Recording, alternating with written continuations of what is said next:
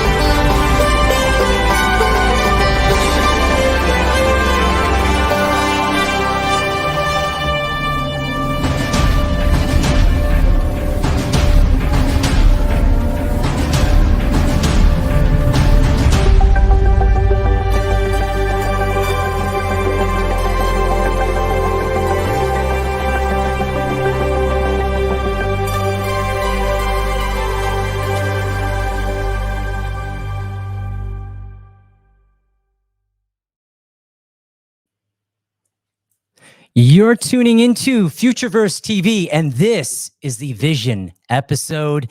I'm your host, Craig O. So let's get to it. Before we do, I want to say something that's really from the heart. I'm truly grateful to everyone who has joined on this journey, and it is truly a privilege as the host of Futureverse TV, a role that I approach with a high level of dedication, and I am committed to creating top-level conversational content that captivates innovators, tech pioneers, founders, and most importantly, you, the audience, and the community participants. So let's get right into our introduction. Aaron McDonald is an industry veteran, a serial entrepreneur, and was named Ernst & Young's Technology Entrepreneur of the Year in 2019, recognized as one of the top 50 technology leaders by IDG.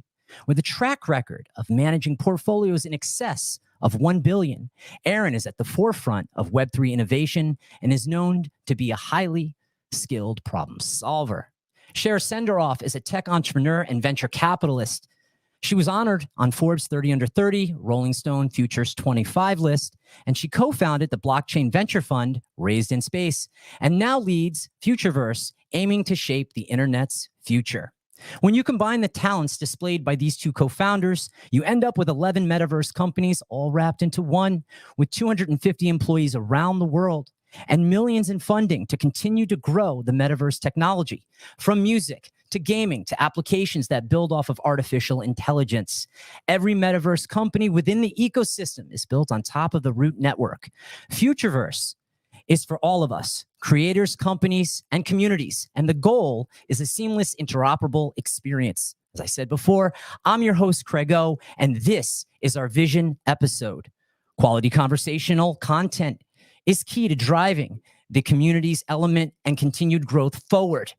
Let's dive into the metaverse with the co-founders of Futureverse, GM, Shara, and Aaron. How are you? Hi, Craig. Hey, Craig. Great to be on here. Yeah, quite the intro.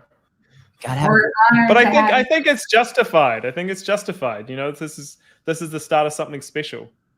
It's a calm in the air for me because it's I guess in a good way I would say, and it's an honor.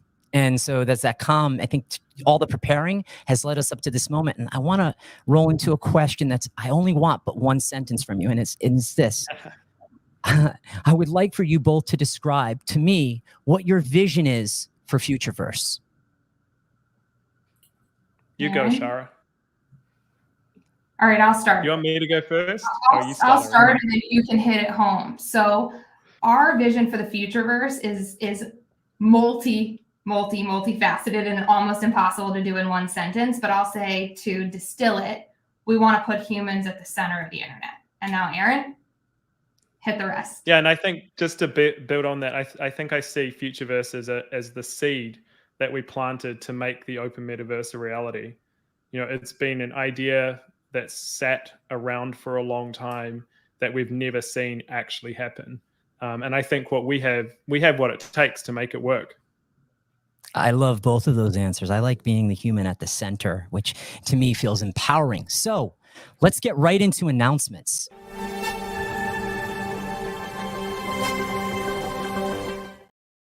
One of the most impressive pieces of content that I read was the Gen Doctrine. It embodies credibility and focus on the future of AI music. The Gen Doctrine from Futureverse emphasizes AI's role in unlocking limitless musical potential. It outlines a training strategy that progressively empowers the Gen 1 model, enabling the separation of generated audio into controllable stems and ultimately leading to free composition of multi-track arrangements. This doctrine marks a powerful advancement in AI co-composition, revolutionizing the music industry.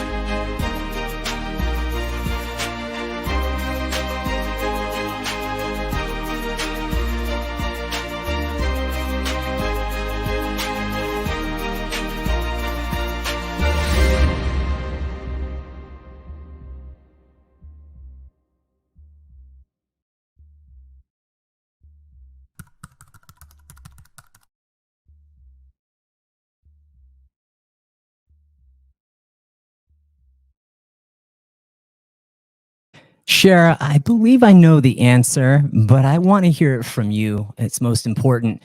How would you describe Jen?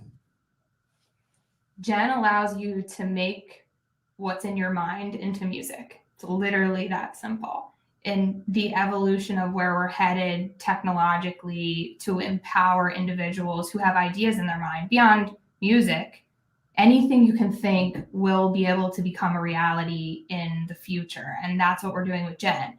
Be able to take the tune you hear in your head, which is what was in that video, but also the ideas where you're like, if I could just hear this type of score to go with the background that we're sitting in, what would it sound like to me?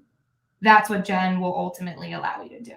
And I love actually that you talked so much about the doctrine before you threw it over to Jen, because I think the doctrine speaks a lot and is very, very aligned with our principles within the Futureverse and within everything that we do in building for the future.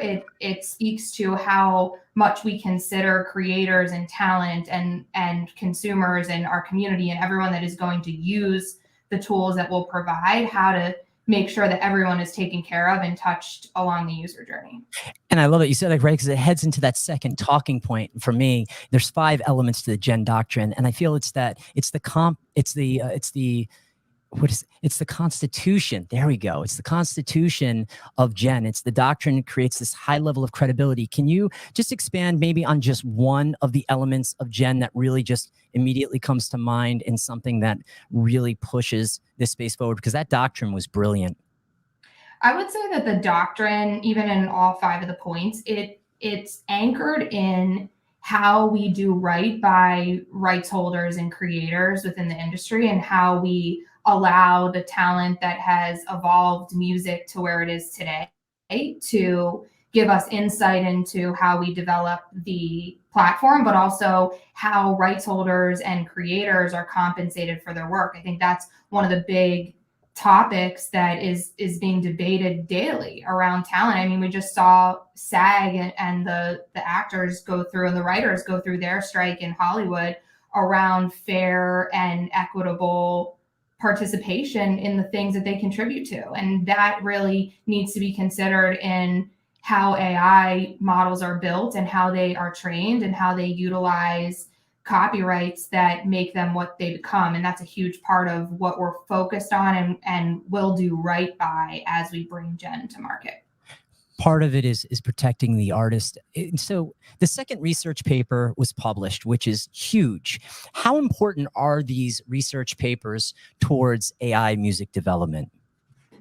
I would say that what's most important for people to know about the research papers that we publish is, I mean, you can see it in the fact that we're publishing research papers. We're incredibly serious about what we're doing. This is a very large business.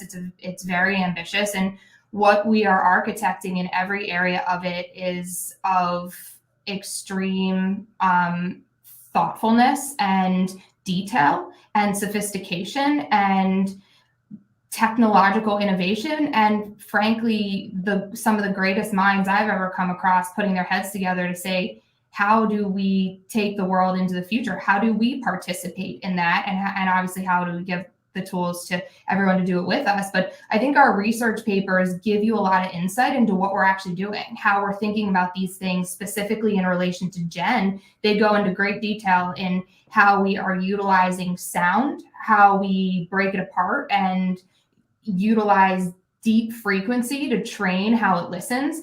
And then the second research paper that we published specifically on the composer, which you just mentioned, details how Jen will be architected based on a human workflow, how humans are used to and think about how they produce a particular composition. They go in and they say, okay, let me try this drum beat, for example. Oh, wait, and here's a guitar melody that goes into it. Actually, let me go back, pull that guitar melody out and change it or iterate the sound. The composer allows you to jump in and out of particular areas of a song. It also allows you to upload your own ideas. So if you're sitting at the piano and you're a piano player and that's your instrument and you play a melody and you're like, okay, now great. I don't play any other instruments though. And I also don't know how to use some of the most sophisticated music DAWs.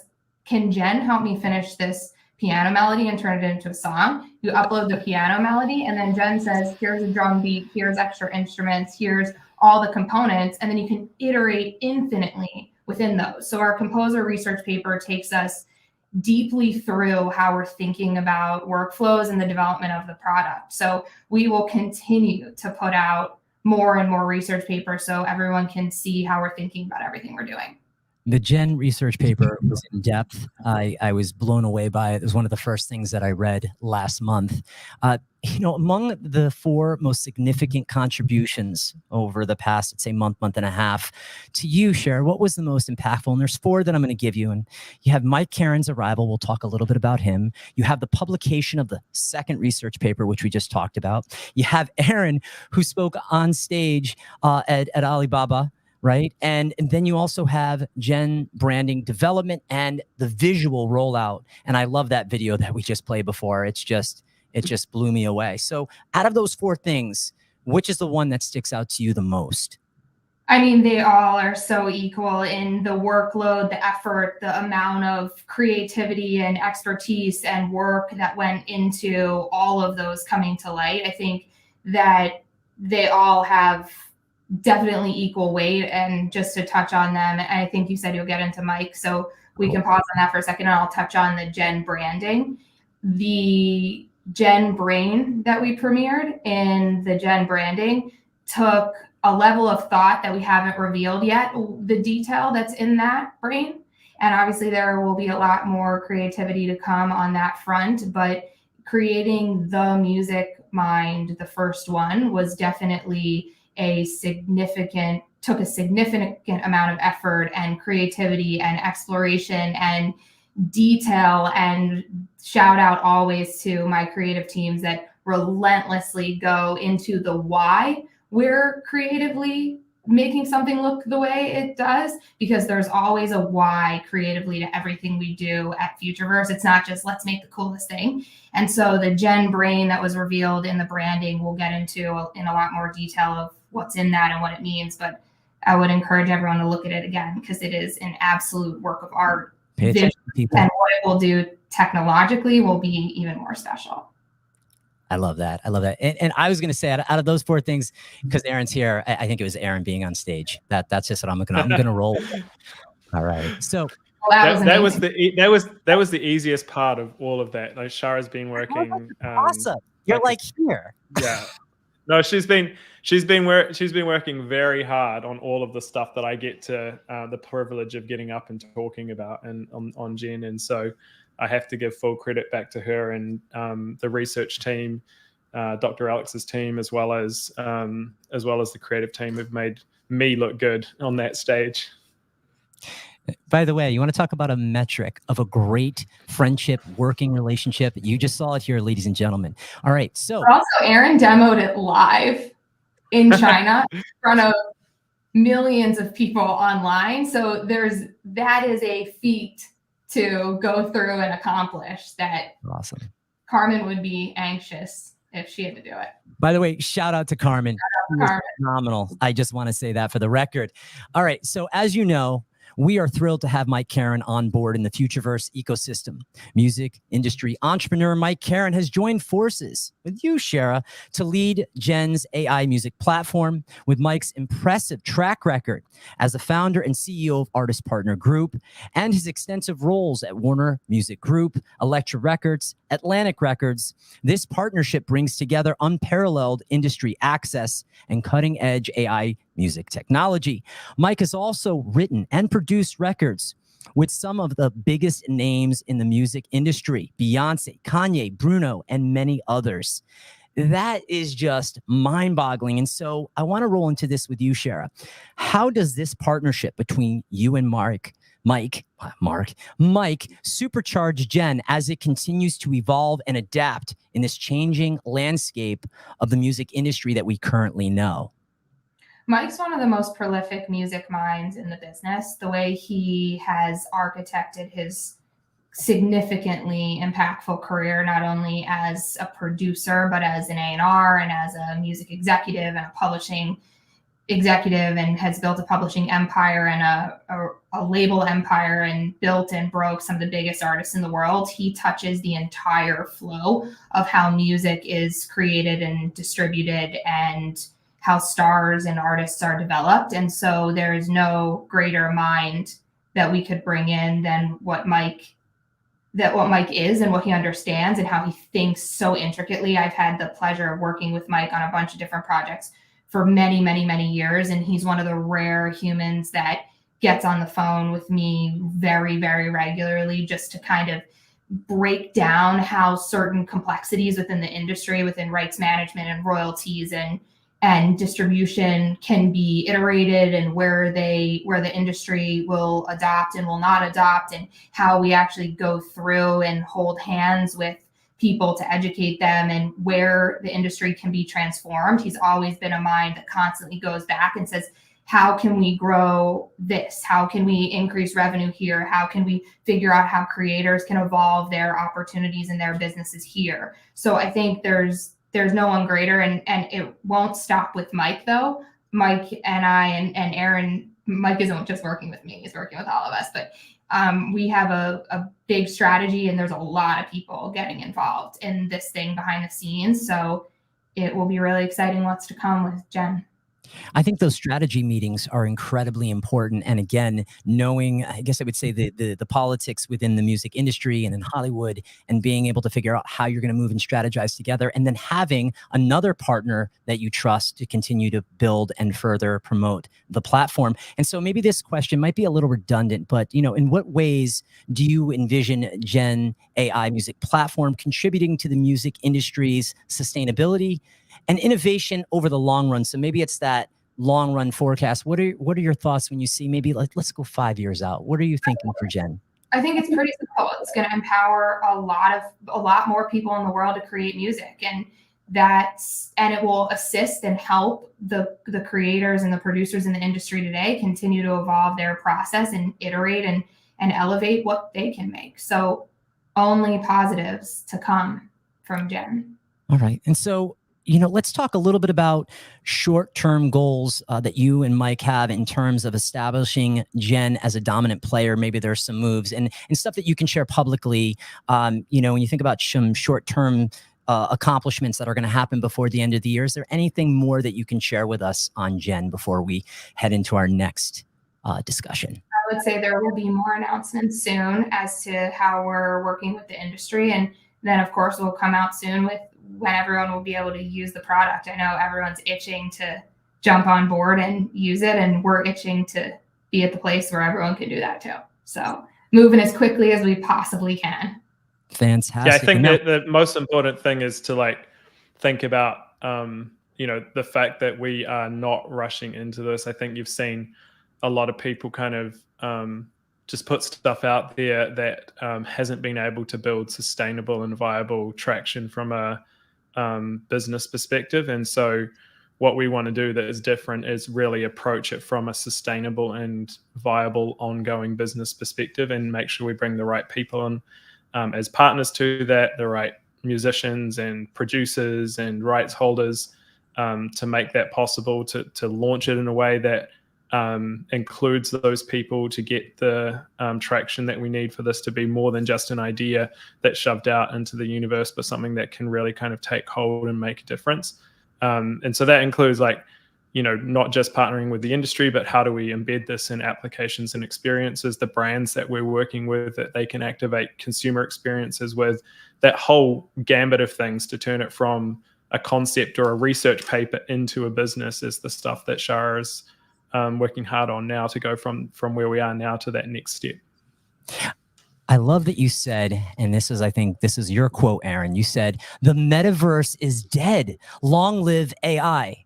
And I think that's a really pivotal thing, right? Because it's not about chasing the next trend. It's about being smart and calculating, and in a positive way, and being meticulous in your detail and how you get your message out to the community at large. And so I now want to roll into Alibaba.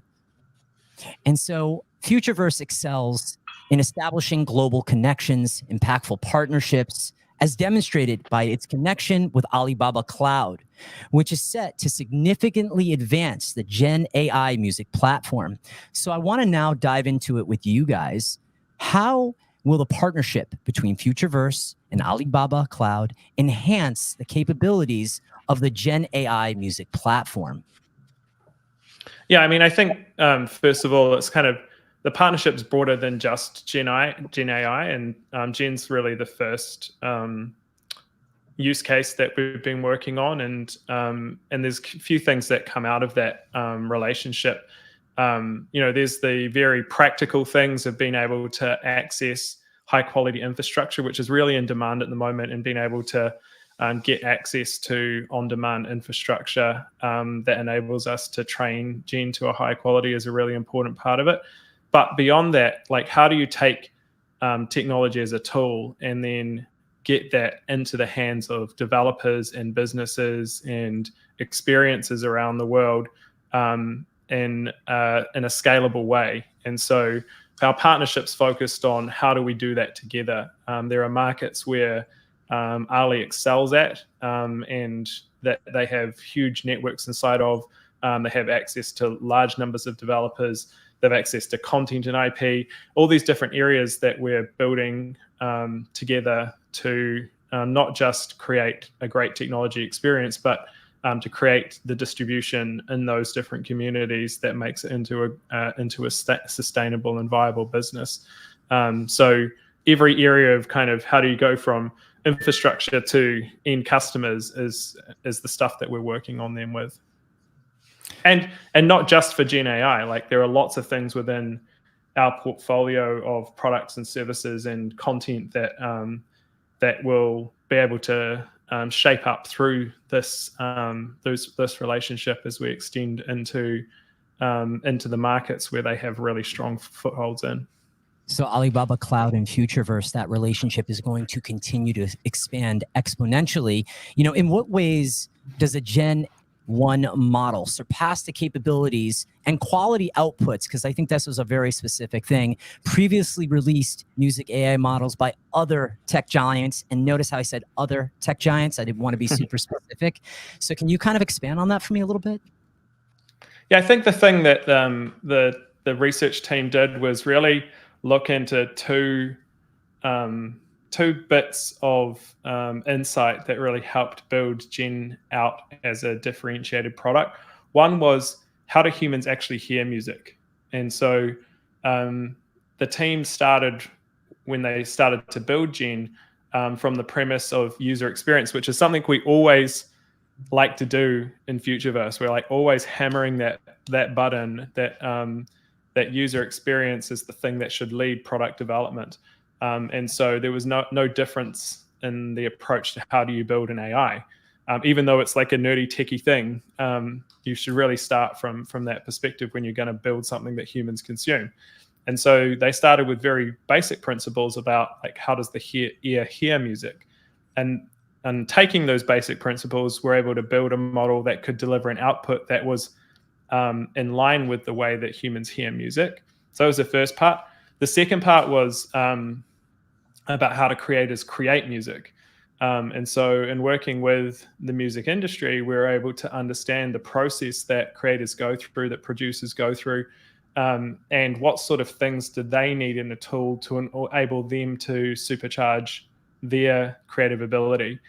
And so that Gen can be a sidekick that works alongside you to create music. And so those two things have produced the two papers. The first one more focused on the user experience, the second one more focused on the creator experience. And there is actually a third one in the wings, which we'll release shortly, and that will go deeper into the creator side of things. And I think once that one's out, we'll be able to be in a really good position to take Gen to market as a fully formed product that can work as a professional tool for the music industry and as a tool for consumers to enable them to, like Shara said, to take the music in their minds and make it real.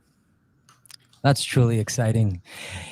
How does Futureverse's collaboration with Alibaba, I'm tying this all in now, how does its connection to Alibaba Cloud fit into its overall strategy for creating integrated apps, games, and experiences in the metaverse? Because you've talked about in the past silos, and it just made me think of that word. Can you expand on that a little bit for us?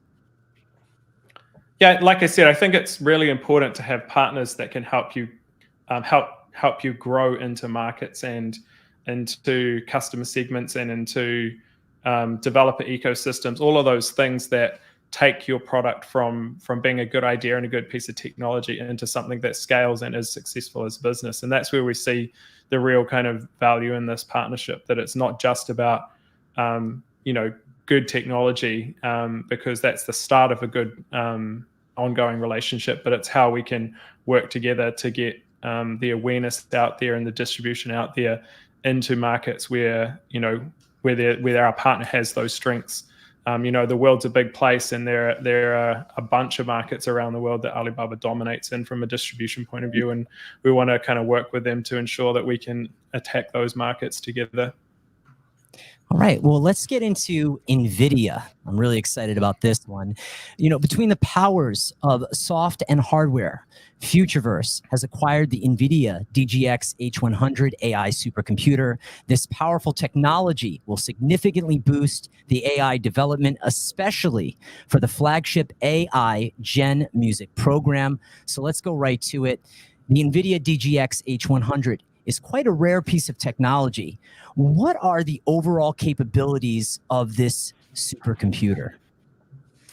Yeah, I think the most important thing to understand about this is that when you're building technology in this AI space, and we are, very focused on enabling creator tools in a number of different work streams, having access to our own equipment enables us complete freedom from whether we want to start up a research project tomorrow.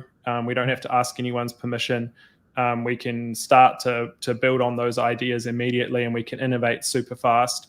And then we go from there to how do you scale those things into production and take them out into the broader ecosystem as products. And so this relationship between having available on-premise infrastructure combined with great cloud partners enables us to be super quick and responsive to the way that we build our products and the way that our research builds out, and not have to necessarily be dependent on third parties in terms of how we scale those ideas or how we launch those products. I think, especially when you're operating in the Web3 space, you don't ever want to be in a position where you're trying to innovate at the edge of the way that commerce works and have to beholden to, say, third parties' rules around how those things should work. So having the ability to run these applications, train these models, to build this technology and to distribute that technology where we don't have to ask anyone else's permissions, a really strong thing for us as a base capability, and being able to link up with different partners around the world to enable that technology to scale they're both work hand in hand. And why is the NVIDIA DGX H100 supercomputer considered a significant piece of technology globally? I mean, it's a resource, and there's not many of them out there. Can you expand on that a little bit? Yeah, they're really hard to get. We had to work alongside NVIDIA to get access to this and prioritize getting one of these down here in little old New Zealand. We're the only ones here with one. And so it is a very in-demand piece of tech. I think if you were to go out and try and do that now, you might be on like a 1 to 2 year wait list. And so having the relationship we had to bring that together and to get that here has been a pretty impressive one to pull off for the team. I'm really happy that we're now in a position where we have that complete freedom. In terms of capability, it's the gold star out there now in terms of hardware. It's more efficient for training these AI generated content models than anything else. And like I said, that key point about giving us the ultimate freedom about what we want to do. When an idea comes up, we can make that happen immediately. We don't have to ask anyone else's permission. That's really good and really fortunate position to be in. How do you define, and I know you've been asked this question a lot, but again, there's always a different angle from it. How do you define AI? I don't know if I have a really good answer to that, because the topic is so broad. I think, like the classical definitions around the different stages of or types of ways that machine can learn data to mimic the way that humans interact with the world is probably the broadest definition. For us specifically, what we're really interested in, what we're focused on is how to enable users to conjure the worlds that they imagine. How can they take the things in their mind and turn those into metaverse experiences? And then how can we enable those experiences to become really rich and full of life? And so those are the two things. There's about 4 tracks within Futureverse that are focused on delivering those outcomes. Gen's the first thing that we've talked about. We've been, quietly filing a whole bunch more patents back in Futureverse. I think we're up to 9 or 10 now. And we'll be starting to release the papers that describe how those things fit together. And the one I'm most excited about actually is kind of a comprehensive vision for AI in the metaverse. And it'll be kind of a altered state machine white paper 2.0 that builds on those initial ideas about how do we make the ownership of AI a community-driven thing, and the data around AI a community-driven thing, and then expand on that to how do we provide the infrastructure for a system of these AIs to interact with each other to create meaningful integrated experiences and interoperable experiences between them. And so in the draft review stage of that second paper on the ASM side of things, I'm really excited to share how these different ideas come together in one comprehensive vision for AI in the metaverse. And so I guess the last part of this would be, I always hear of AI. We've talked about the metaverse extensively. How do you distinguish machine learning from other forms of AI? I guess if you think about it more from a consumer point of view, machine learning was something that kind of was an earlier version of what we're seeing now in general AI. And machine learning and AI are in the same bucket of things. But what people are experiencing as AI now, I think are things that feel more intuitive for a human to interact with. Machine learning was something that was more in the developer space. And there are some nuances if you go deep into the tech stuff, which is not the purpose of this show. But what we see from a consumer perspective is the consumption of what AI GC is versus what machine learning is much more pushed towards consumer experiences, and particularly ones that are interacting with natural language. You can probably get into the technical nuances between those different ones in a tech-focused Futureverse TV show. But I think if we're looking at what consumers are seeing now is the machine learning, let's call it kind of era, was much more focused on the back end and things that were consumed by developers and businesses, and the AI era is something that's more consumed by consumers. All right. No, I mean, listen, I love the answer, and I think it makes a lot of sense to me as we're getting hit with different applications that we can use from our phone. So it's kind of nice to see how these things are going to become more of a reality, and what specifically we at Futureverse are doing. Now, the next thing that we want to roll into is Mark talk a little bit about that. Mark is the first community-built marketplace for collectibles that is being built on the Root network. And so, in what ways... and in what ways do you see Mark facilitating the interaction between the streamer community and Futureverse Games, and acting also as a trading platform for digital assets? Yeah, I think probably that I don't see Mark as a marketplace. I think that's probably that's probably kind of the most important thing to communicate out there. You know, we went on this journey, and it's very early days, and what's out there, you know, kind of somewhat feels like a marketplace experience, but we're laying the groundwork for the intersection of social commerce and gaming, and that is what Mark is really all about.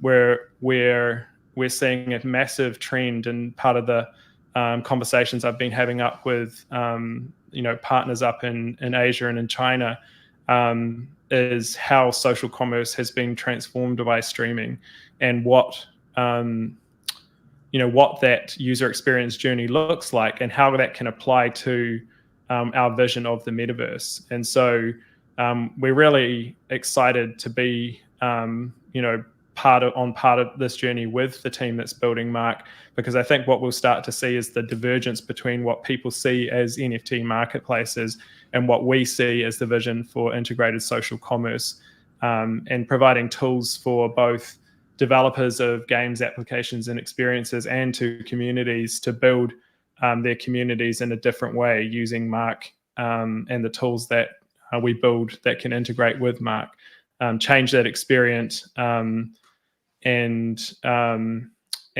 refocus it around how utility plays a role in these commerce interactions, how audience growth plays a role in those interactions, and do that in a way that embodies our idea of the open metaverse.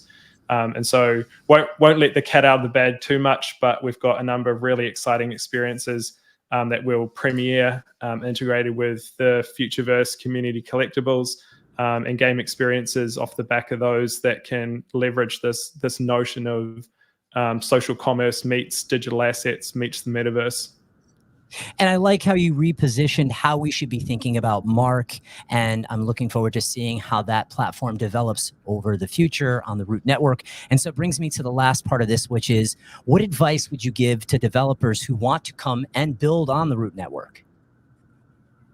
Yeah, I mean, I think the most important thing is, like, we're open for business. We're in the very late stages now of the final push to open source everything and invite community members in to start running validator nodes on the network, and to get traction out there on the token front. And so people who are interested in what we've been building at Futureverse can take those bits and pieces and start to create their own experiences and build on top of that, really make the idea that we have of the open metaverse come to life. So if you're a developer out there, get in touch, look up the Born Ready Ventures Basecamp program. If you're early stage, get into the pipeline there so we can see how we can help you on that journey. If you're a little later stage, or you've got something that's built and ready to be supercharged by the Futureverse, then touch base. I think the team has been quietly overwhelmed a little bit with the interest from developers, from studios, from global corporates that have started to come in through our recent partnership announcements, both with Ali and the Catalyze team in South Korea, yielding really strong results in terms of that development of the ecosystem of builders who are starting to get interested in building with Root. We're really kind of pleased about how that's starting to take off. And if you're Born Ready, reach out to them on Twitter, the Twitter handle Born Ready. All right, so now let's roll into the Atom Car Club and membership.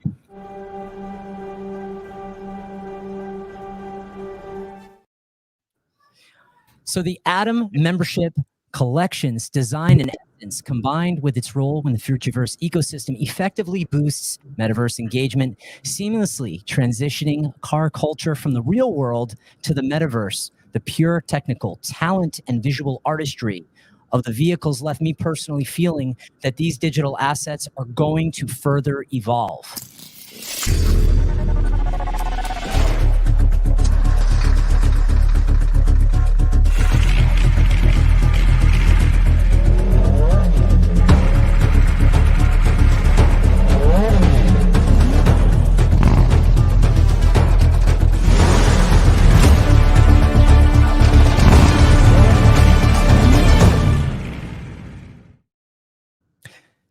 So what do you believe is the sticking point as to why the community is so passionate about Atom, like myself, by the way. Yeah, I mean, I think like you said in the intro, it's like bridging together real world car culture with the digital world. I think the Atom team has done a really fantastic job of blending those two things. And in fact, if you look at from a Futureverse point of view, it's really taught us a lot about how to create these hybrid communities that can exist in the real world and start to transition into digital spaces. And that's taught us a whole bunch of lessons that we've brought into conversations with, say, global sports teams, big sports brands that we're working with to create those user journeys that can transition from something you've done in person to something that can exist in a virtual environment in a way that's kind of meaningful and adds to the experience of being a fan of those things. So beyond like Atom as being super cool and the McDonough brothers being into cars, and beyond the technology that went into building the Atom Car Club that kind of creates a whole new level of interoperability for content in the open metaverse. This whole journey has taught us the things necessary to help us scale this idea of virtual communities being built out of real world fans, and how those two things can integrate in a meaningful way so we can continue to build out those kinds of activations with other partners around the world. Did the minting process for the cars exceed your expectations? Yeah, I mean, I think we're speaking truthfully, we had a little bit of a hiccup in the middle of the mint, but without taking that hiccup out of the process, I think it was really good. There's a lot of complexity that goes into pulling something like this off. There are multiple systems on the Futureverse side that had to be engineered to make that whole experience happen. You had integration into FuturePass, we had network-to-network bridging, we had the Futureverse gas fee economy so that people could pay in the ASTO token. We had the DOT 2.0 pipeline generation tool to produce the assets. We had the real-time viewers. We had interactive components inside the real-time viewers. They got integrated into FuturePass. So there are a dozen, systems that make that experience go end to end. And if you kind of zoom out from all of that complexity, I think it was a super smooth process. The team did an amazing job on the art. And if you think, about the door we opened for asset interoperability across applications with the new DOT pipeline, it's a really fantastic thing. Oh, and don't worry, we're going to get to DOT next, I promise. But it is all about the car flex, and I get excited on this one. So I want to share with the community my car. So as I was preparing for this show over the past few weeks, I was sitting there and I was like, how can I come on and talk about this? And I don't have a car. I don't have a membership card. And I want to say the Discord community was incredibly helpful, helping me figure everything out, making sure that the root was in my MetaMask when I was just setting up the network and going through all those things, making sure the verification, finding a card that hadn't already been claimed. And so this is my car. I absolutely love it. And obviously we're going to talk a little bit about DOT, but I mean, how cool is this? I'm just like, every once in a while I'll play with it. I'll turn on the music and it's like, this is my car on the root network. It's absolutely phenomenal.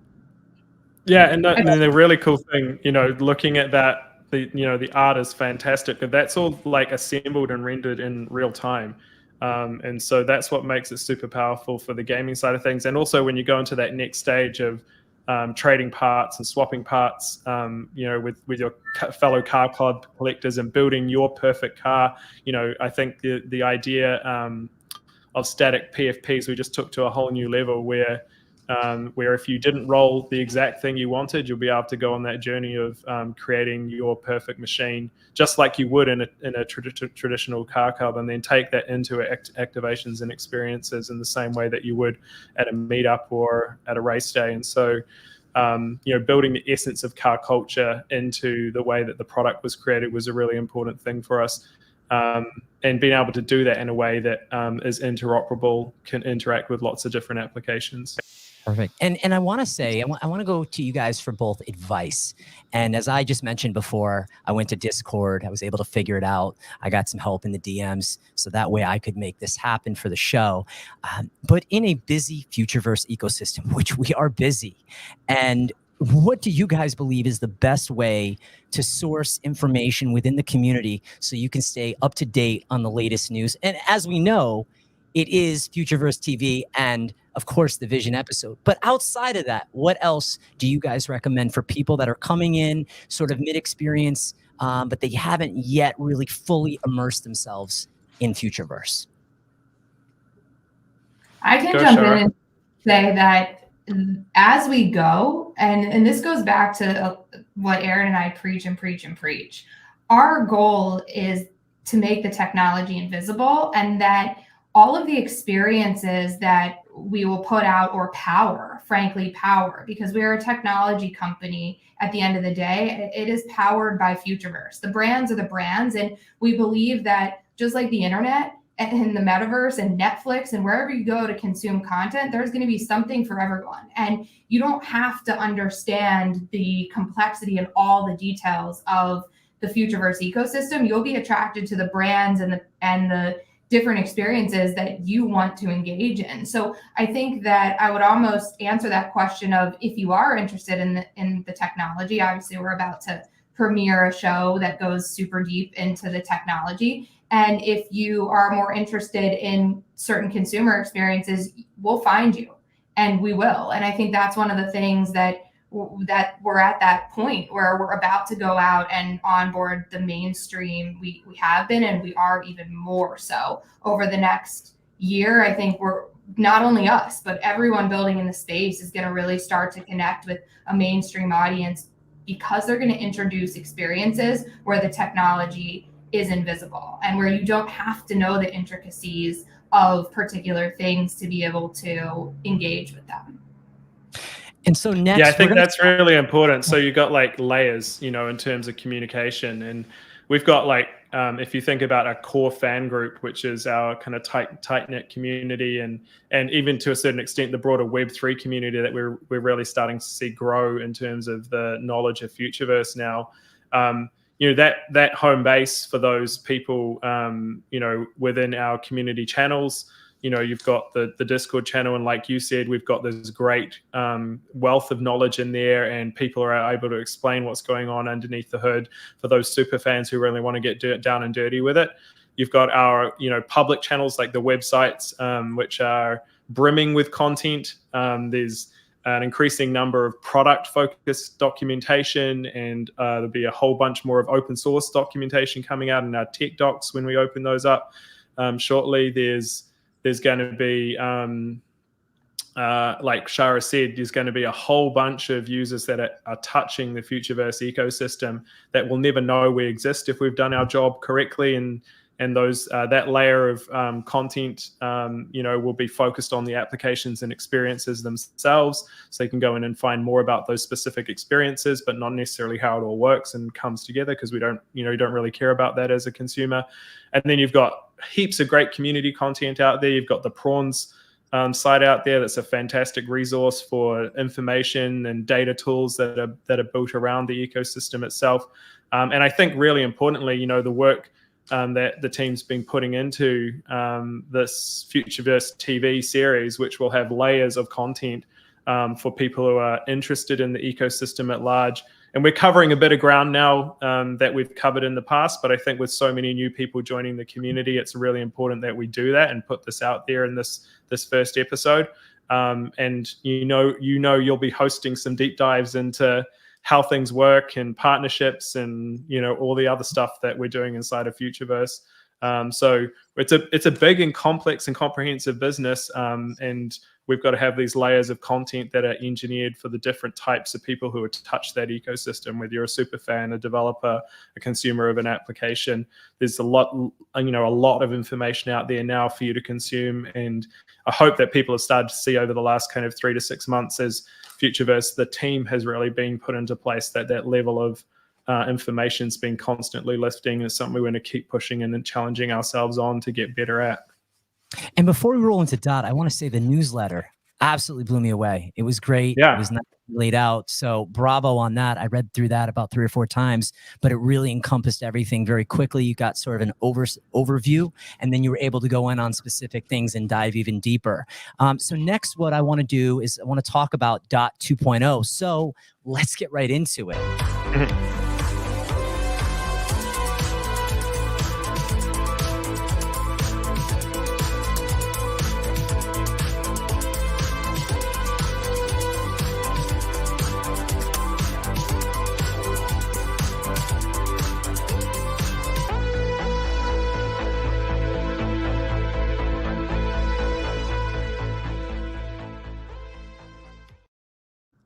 So DOT 2.0 is known as a dynamic object transformer. This technology tool is revolutionizing the digital asset landscape in the open metaverse, one of its many properties being an AI native game-ready asset generator.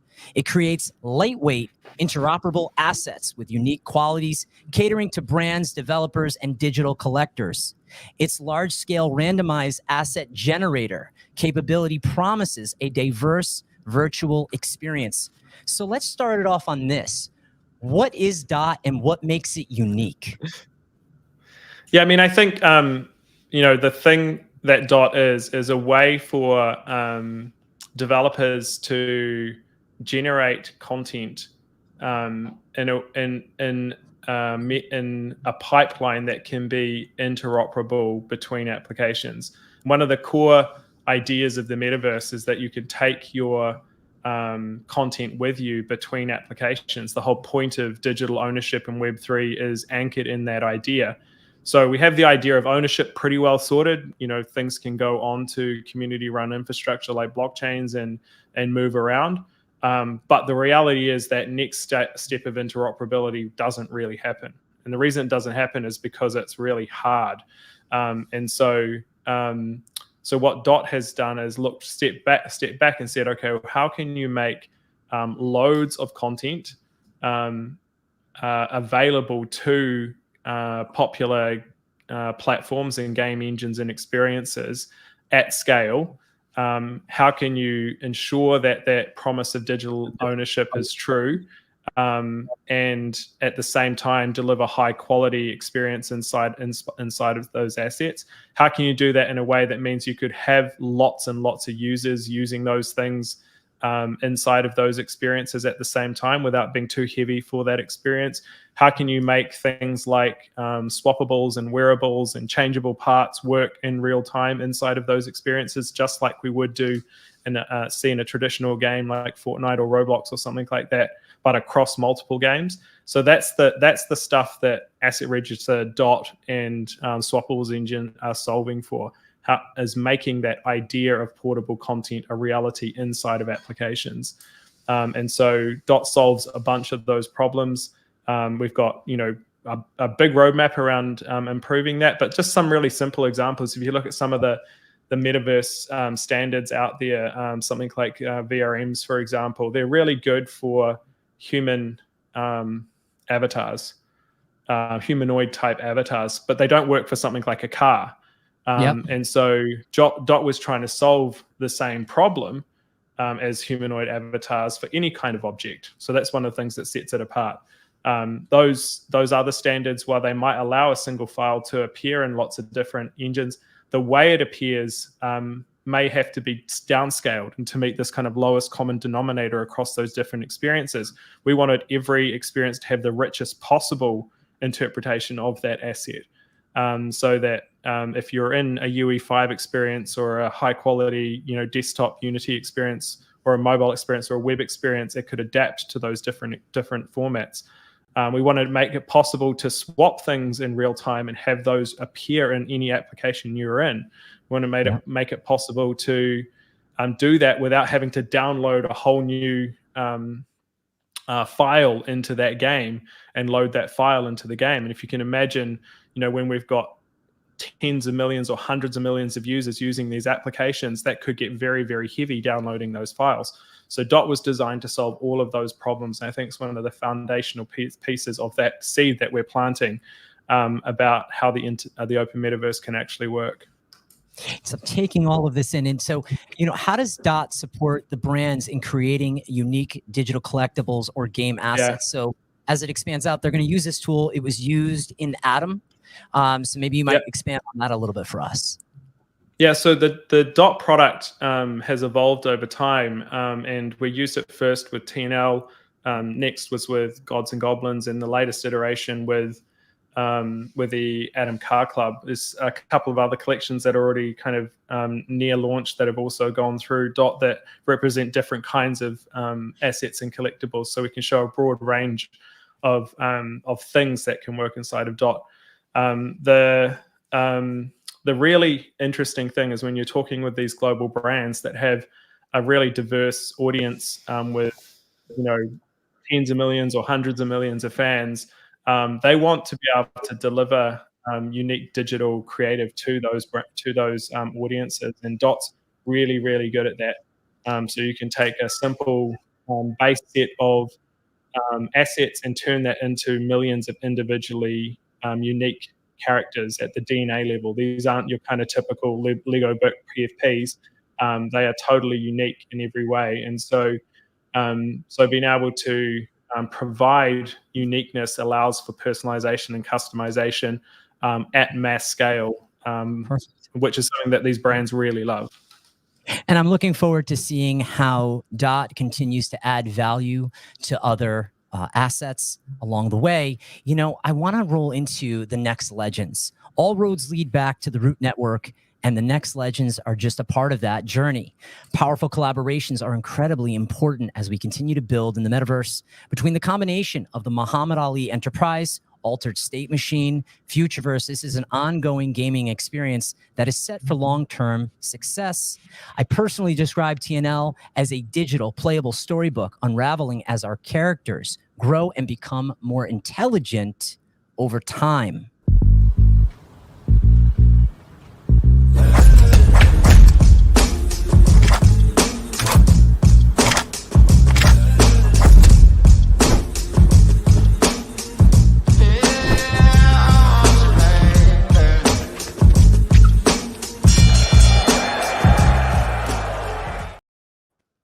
So, Aaron, why does the Next Legends align with your long-term vision as part of the expansive part of the Futureverse ecosystem?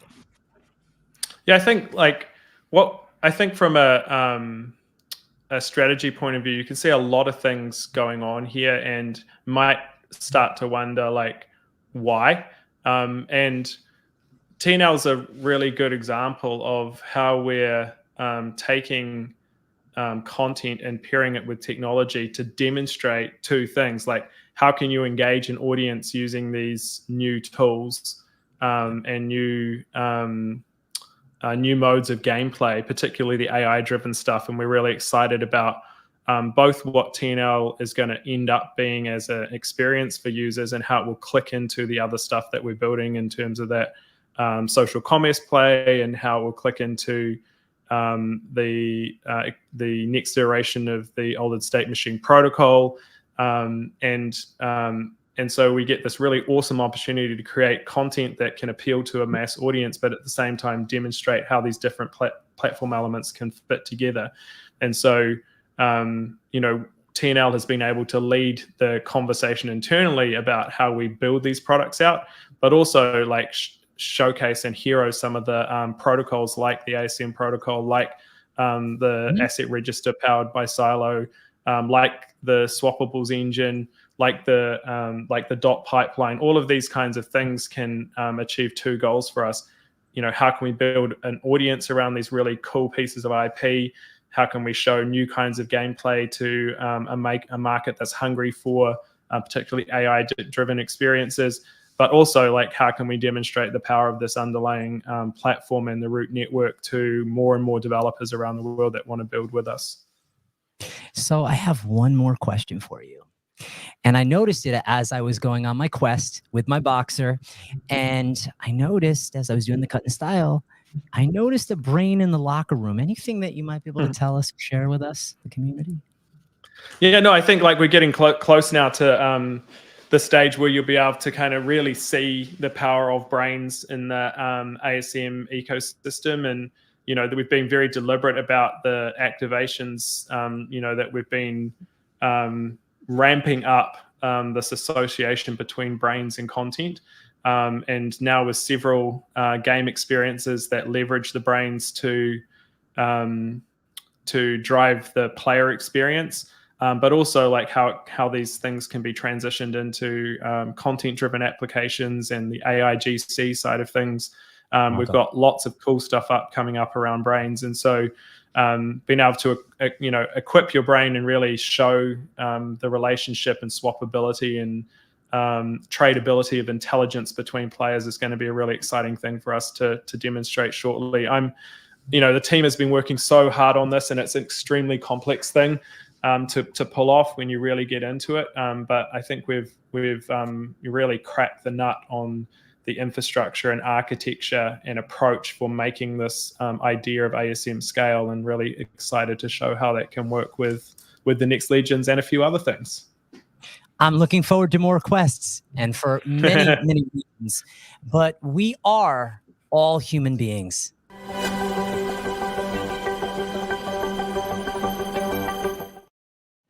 So this is the end part of the first episode of The Vision, and I wanted to finish it off to really connect with you guys on a personal level. You are managing so many different tasks along the way, and I want to start with you, and there are going to be maybe two questions that I really want to talk about this, right? Because you just said it's about being a human being, and if we're humans, we're in power of what we're creating. That's sort of the idea, I believe, and so.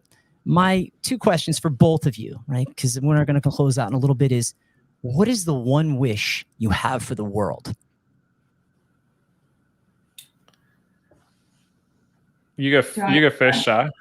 Well, I do want to, since you brought up the topic of humans and set up that we're all humans, I do think that's such an important thing. And I think that what we just went through for the last hour or so that we've been on here is the deep intricacy to which we're building technology, and you can imagine how much work and intensity and thought and detail from all of our employees goes into everything that we do. I think that it's important to remember that we are humans, and we still have hearts and feelings, and we still work, and we still get tired, and we still go through things. So I will lead that into my greatest wish for the world is that we can learn more open-minded, open-heartedness, and we can be more empathetic and more patient and more kind and more considerate with the words that we use and choose to speak to each other at every moment of the day, because this isn't an easy place, and the ambitions of what we've all collectively brought together are just astronomical, and they deserve a lot of respect. I think everyone deserves a lot of respect on this planet. And so I would say that I hope the world can learn to listen and be more kind and be more respectful, because we're all the same. We're all just one human being.